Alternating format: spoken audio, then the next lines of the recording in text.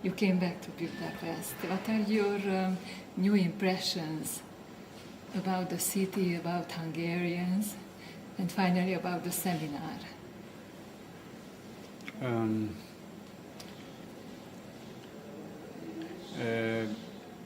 I think the main thing that I noted by talking to some colleagues is that homeopathy is going through not good times here, and it's like that in many parts of Europe as well.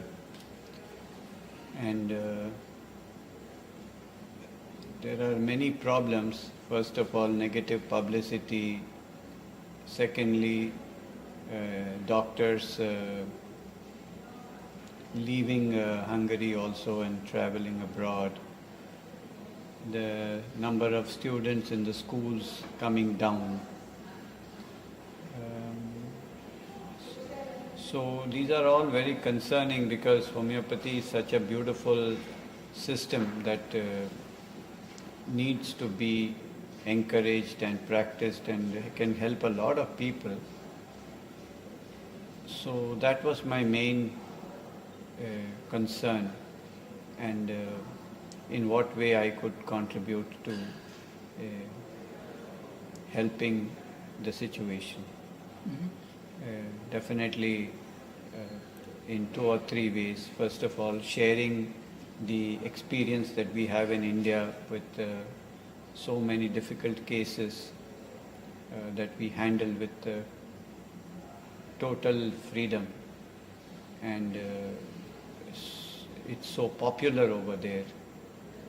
Right from the Prime Minister, everybody takes homeopathy. And best is that modern medical doctors work hand in hand with homeopaths, and they have experienced the benefits and they refer cases to us. And we also refer to them for diagnosis or crisis management sometimes. So this kind of cooperation, this kind of experience, and gives us also the opportunity to develop the science further in terms of techniques of case taking, of understanding the remedies of the various kingdoms, a kind of a system-based approach, along with the traditional methodologies. So that these things I wanted to share, and also offer the possibility of the other song academy which I lead in India, where we do clinical training for homeopaths from all over the world and from India too. So if there is a possibility to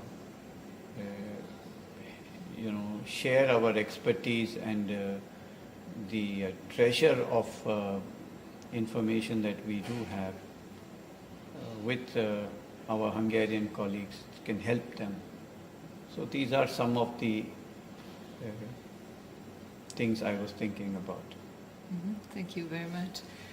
And in the seminar we understood that you are focusing on completeness, exactness and depth. How can we achieve such wonderful results in our practice if we don't have such wonderful tools like reference work, vital quest, if somebody could not afford these things and tools? I think there are 2 or 3 different things. The tools is one part of it. But if you see a flute player, for example, and he produces the most amazing melodies out of that flute, and when he's not there, you take that flute and try to produce that melody, it's only some kind of a hissing sound that comes out. So the tools by themselves are not of much use unless there is a training and a skill development that needs to precede that. And definitely they go hand in hand. And for sure I can tell you that my colleagues and me would be very happy to make these tools available at more affordable prices, because basically we are all looking at the same thing, to develop homeopathy further, and commercial interests take a second priority to the development of homeopathy. So all these things can be worked out. As I told you, the two things that need to go hand in hand is the training and the tools. And we could make both of them available, but for sure the homeopaths here need to show that kind of enthusiasm and response. Mm-hmm. And if they do that, we will take many steps to help them. Thank you very much. Yeah. And would you recommend us anything in teaching homeopathy here in Hungary? Because we are a small country, we don't have other song academy, we don't have homeopathic clinics or healthcare units. How should we teach our students to become more experienced in clinical practice also, and how to encourage them to become more confident? Well, I think there are 2 or 3 different possibilities. But to say that the academy, the other song academy doesn't exist in Hungary is only partially true, because we are living in the age of the digital media, and the transfer of knowledge is very, very easy. I mean, next week I'm going to be in Munich, and I'm going to teach the Homeopathic Congress in Brazil. I mean, if an Indian can sit in Munich and teach in Brazil, that's already a revolution, isn't it? So, if the desire is there, possibilities are infinite, and we have created for example, the online series, Wednesdays with Rajan 1, 2, and 3, or the Hope portal, where you can access any teacher and learn from him. So I think it has to be a combination of local talent teaching, which is very important, because you will teach in your language, you will teach with your cases. I think this is cannot be neglected. But at the same time, you also want the advantage to learn from the best homeopaths that there are in the world. You know, for example, you have the Boger's or Bonninghausen's therapeutic pocketbook.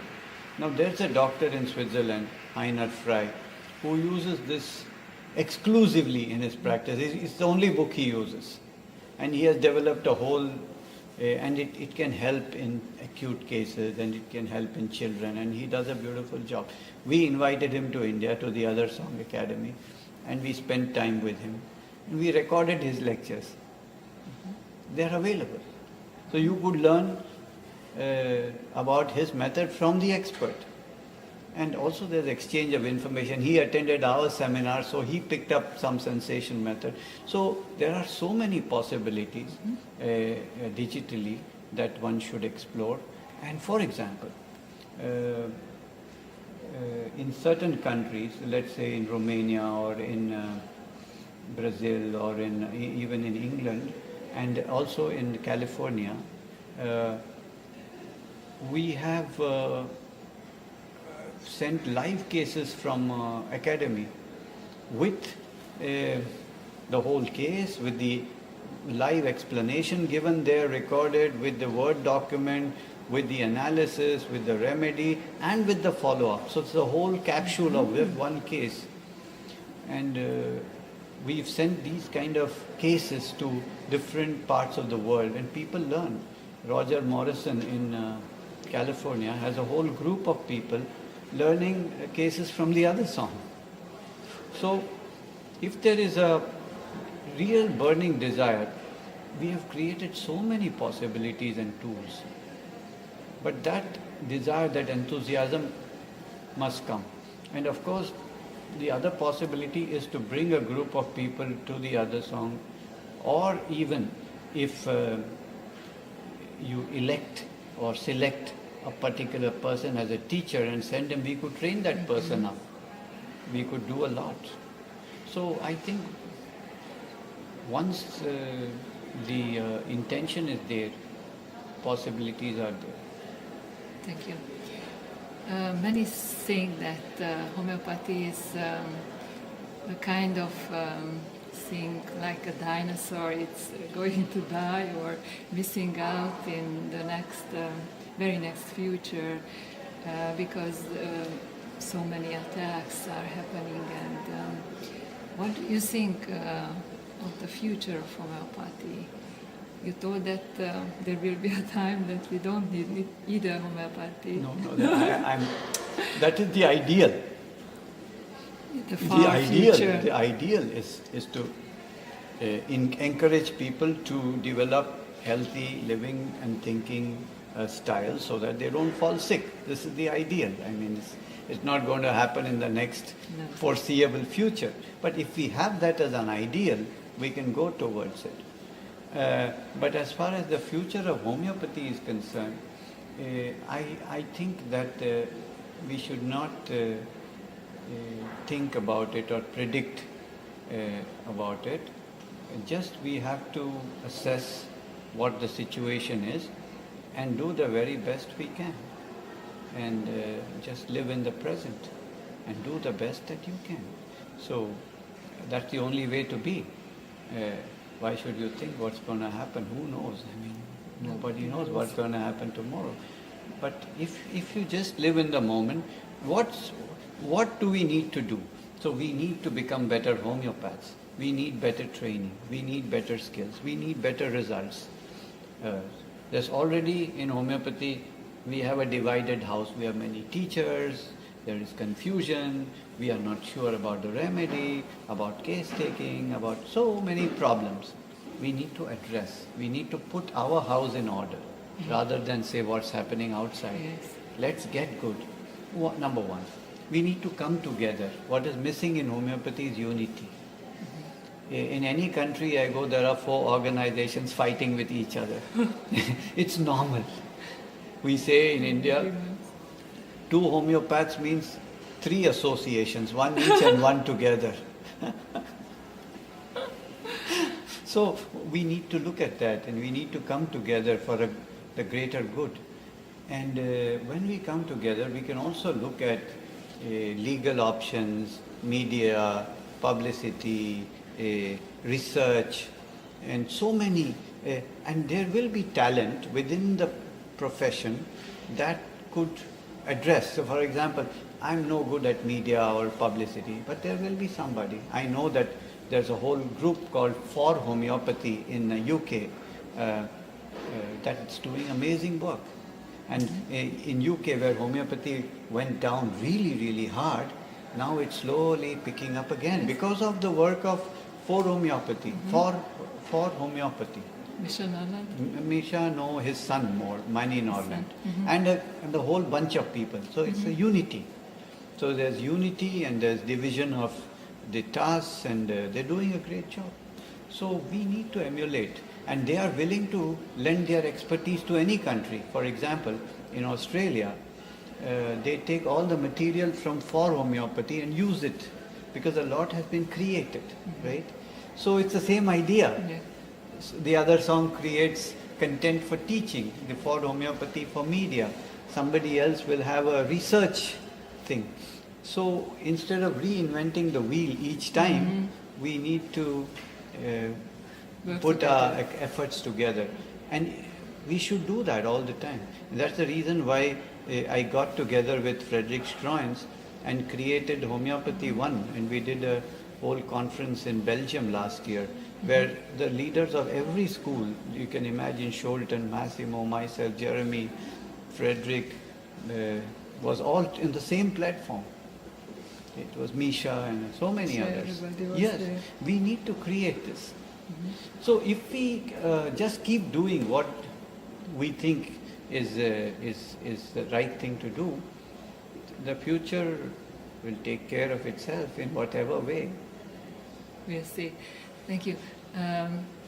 As a homeopathic doctor, is a question: can we treat ourselves, or we need our own homeopathic doctor, or can we treat our family, because it's a big issue for us? Yeah. How we treat Well, this? the objectivity is very little when it comes to ourselves and our own family. So, in general, I, for myself, take advice of a colleague for my own health. And definitely, being a homeopath, I do evaluate what he suggests, and if it makes sense, and there are the right reasons, and he points out things that I was not so much aware of. Yeah, then I do take. So it helps if you Yeah. come. I think it's mandatory. It requires extraordinary wisdom to be objective about yourself. Even though you are both Divya and you are homeopath. And That makes it worse. worse. You can be even more objective about yourself than about your spouse. That's for sure. Illusion. Yeah, that's true. Thanks. And here in Europe, there is an issue if a homeopath is a medical doctor or not. Yeah. There are many confusions around this topic.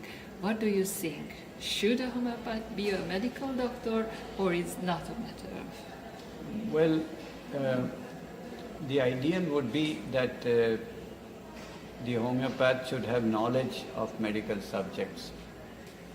Whether he's a medical doctor or not is a legal subject, but practically, I think it's very important for a homeopath to know anatomy, physiology, pathology, medicine, gynecology, and all the specialty. You know, he should know. He should know.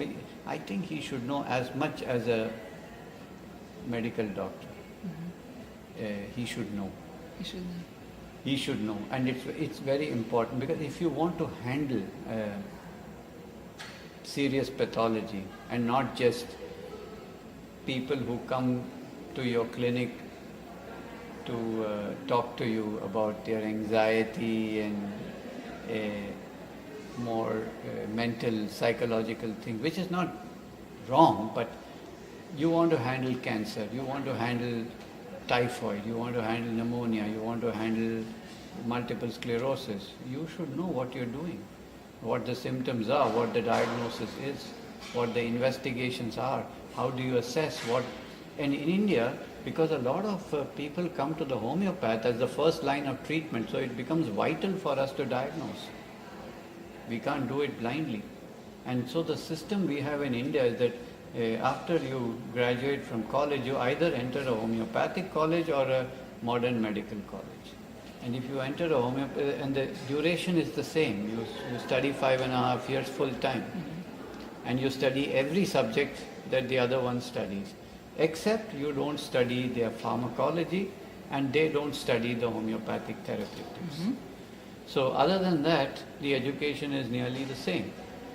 And for me, it's very, very important that I should have that knowledge, because when patients entrust me and they say, I have a headache, and I don't want to just look at my book and give him bryonia. I should know whether he has a meningitis or a tumor in the brain, or he has what,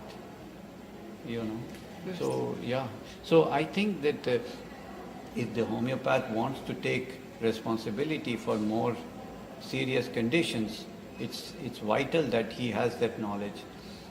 The ideal situation would be that instead of going through a medical college and then by the time they are out of the medical college, they are too old to study homeopathy again, or they are brainwashed enough to understand that they have to do something else. So it would be good to follow a similar model as in India, where you have colleges which teach homeopathy along with anatomy, physiology and other medical subjects, and what comes out is a homeopath very well equipped. This would be ideal. As you see the world now, holistic. But the other thing about this controversy is, since such a place doesn't exist in Western world, such a college there, but what happens is that, for example, in England, the number of medical doctors practicing homeopathy went down so rapidly that right now, I mean, at one stage, now if we talk about, let's say 20 years ago, there was hardly 5 to 10% of homeopaths were medical doctors. And given that situation, if you stopped non-medical people from practicing homeopathy, you would effectively eliminate 90% of the homeopaths, which is, leads to say, suicidal. So it's a two-edged sword here. So I think the best way would be to take homeopaths and train them in medical subjects. That would be probably a more than saying no, they shouldn't do it, and then you see there's no ideal situation here. So it's time to change things here. Until that, I read your book, Dog Yogi and Banyantree, and I was very impressed about your stories about your family, friends, and the spiritual journey you did. And I'm very interested in if these experiences influence how influenced your way of thinking and the practice of homeopathic everyday life, or I don't know how to explain. Yeah, you see, the evolution of a human being, in my understanding, is basically the idea of reducing your ego or dissolving the ego. So as your ego goes down, you are more evolved. It's the basic idea. And that process definitely helps you to be a better person, a clearer and purer intention, and then you do what is needed rather than what you need. So I think it's a very important step in any area of life, and definitely as a physician, as a patients have immense trust in you, and they look up to the doctor as a kind of an ideal in some sense. So what you are is what they see and what they can follow. So it's very important also that you follow what you preach, and you eat right, and you think right, and you have a spiritual orientation, and you feel peaceful, and and this is what they imbibe, they take from you. So I think all of these things are important. You have special connections with animals and trees also. Do you treat them also, or animals and plants with homeopathic remedies? Plants I have not treated, but animals, yes, because... Your cat? My cat I didn't treat, but other people's animals. When patients' animals fall sick, they tell us, but mostly in Mumbai we treat only dogs and cats. We don't have horses and other animals to treat. But it's not a big number that I treat. But it's fairly successful. We are able to do a good job. Really? And finally, I see that music and singing is a very big issue for you. And I read in your book your special connection with your music teacher, Yeah. Laxman or Guruji. Yeah. And I'm interested in, do you have another teacher or do you practice regularly? Yeah, I sing almost every day. I enjoy it a lot. And now I found a man who plays the tabla. It's a percussion instrument. And he comes once a week on Thursday evenings. And for 2 hours, it's a very nice connection between him and me, like I had with my music teacher. He doesn't teach me music, but we enjoy the process together.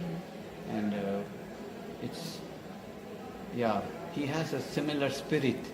Yes, you do. Yes, as the teacher. Simple, easy, and fully there.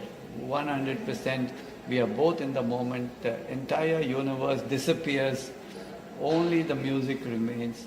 And we get lost in that whole melody. And it takes over. We disappear too. The melody just takes over. And it's an amazing experience. You dedicated your book to your music teacher. My music teacher was a totally unknown person. Unknown, yeah, very simple, unknown. And he was not a good singer either. His voice was not so great. But he taught me just the idea of doing your work with all sincerity and encouraging and giving and not, and just enjoying the moment. And I think that's the biggest lesson anybody can teach you.